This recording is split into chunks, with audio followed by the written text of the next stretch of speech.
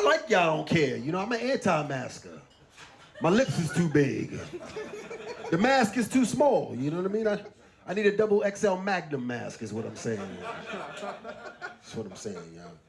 We got off the plane and shit immediately. Motherfuckers was like, let me get this fucking mask off, nigga. This shit is crazy, yo. I was like, that white lady is bugging, right? She is fucking tripping out here and shit, man.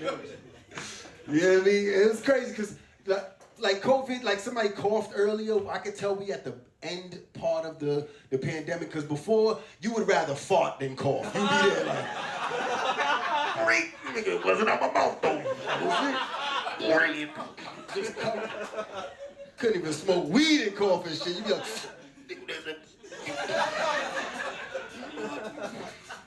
some bullshit.